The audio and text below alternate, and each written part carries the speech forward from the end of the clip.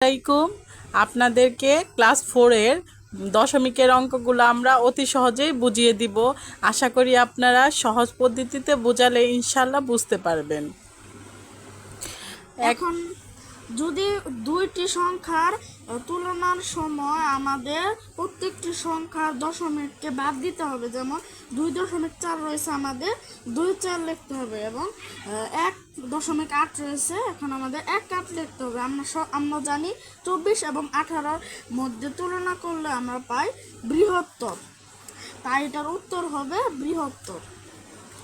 তেমনি 2 নম্বরে এখানে 3, এখানে 3-এ কোনো দশমিক নেই, কিন্তু পরের সংখ্যাটি দশমিক সংখ্যা, তাই আমাদের 3কে দশমিক সংখ্যায় রূপান্তর করতে হলে 3 লিখবো আমরা, তারপরে লিখবো 0.8। এখানে দশমিকের জায়গায় দশমিক দেব, এবং যে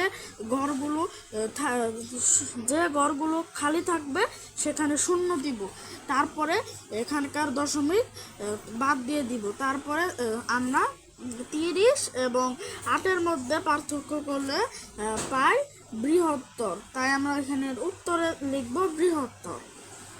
তেমনি 71 এবং 68 তুলনা করলে আমরা বৃহত্তর পাই, তাই আমরা বৃহত্তর লিখব। এরকমভাবে এখন 0 এবং 0.1 যেমনই সংখ্যা আসুক, ওটা 0 থেকে বড় হবে, তাই এখানে যদি কোনো সংখ্যার সাথে তুলনা করা হয় আমরা সব সময় ক্ষুদ্রতর দিব।